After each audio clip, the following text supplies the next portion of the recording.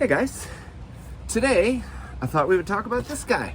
This is the Yakima tailgate pad. It's on an F-150. I've done a bunch of things to it that I feel help with the functionality and maybe dealing with some of the shortcomings that the original model had. So I figured, why not do a little video on it, just in case anybody else is struggling with the same problems or is looking for a tailgate pad. Let's get into it.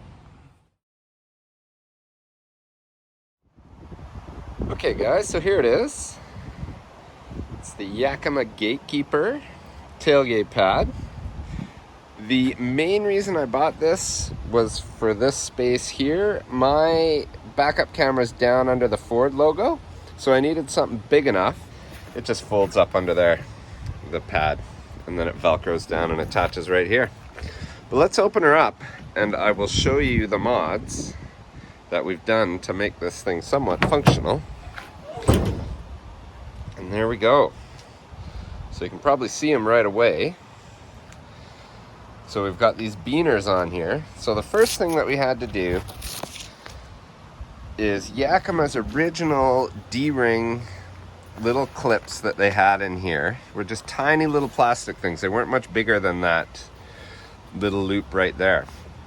And when you had 6 bikes in here, 5 bikes, 4 bikes even, and it was a cold, wet, rainy day, and you were trying to thread this piece right here through that, it was a giant pain. So found these on Amazon.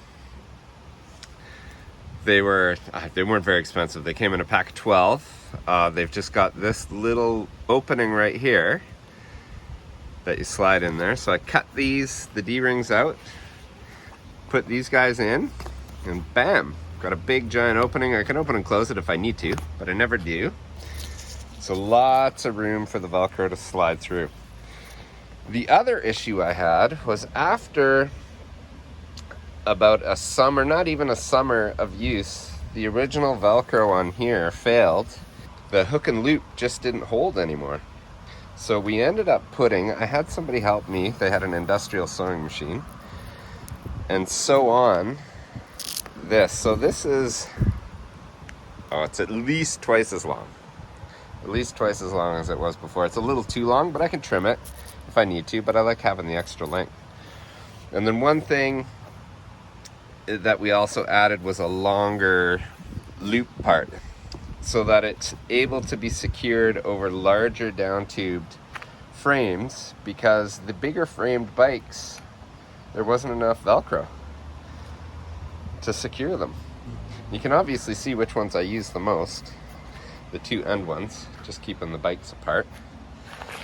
But so what happens is the frame sits up here and just on this top part, as you can see.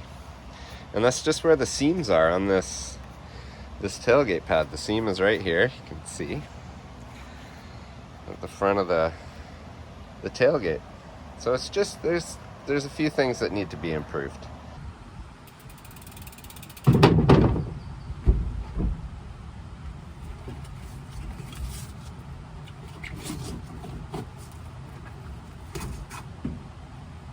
All right, there we go, guys.